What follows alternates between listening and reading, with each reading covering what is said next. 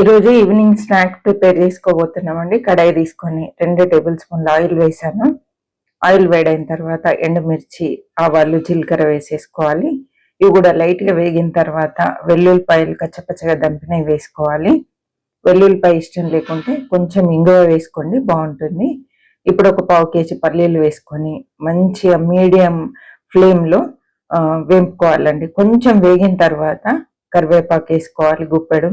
అదేవిధంగా పసుపు వేసేసి కరివేపాకు డ్రై అయ్యేంత వరకు వేపుకోవాలి.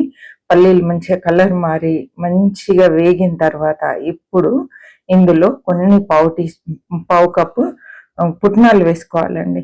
ఇవైతే లాస్ట్లో వేసుకోవాలి. పల్లీలు పూర్తిగా వేగిన తర్వాత ఒక్కసారి అంతా కలిపేసుకొని రుచికి సరిపడా కారము, ఉప్పు వేసేసుకొని కలుపుకోవాలి. ఉప్పు చాలా తక్కువ వేయాలి, మనం పేలాలు వేస్తున్నాం కాబట్టి పేలాలకు ఉప్పు టేస్ట్ ఉంటుంది.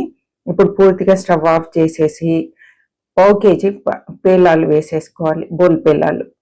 ఇవి కూడా వేసేసి అంతా మిక్స్ చేసుకోవాలండి. ఈ కడాయికి ఉండే వేడే సరిపోతుంది.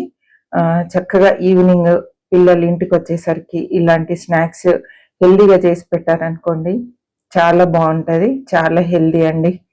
మీకు ఎలా అనిపించింది ఏంటి కామెంట్ చేయండి. నచ్చితే నా ఛానల్ ఫాలో అవ్వండి. ఇలాంటి హెల్దీ రెసిపీస్ కోసం మీకు నచ్చినట్లయితే తప్పకుండా నా ఛానల్ సబ్స్క్రైబ్ చేసుకోండి.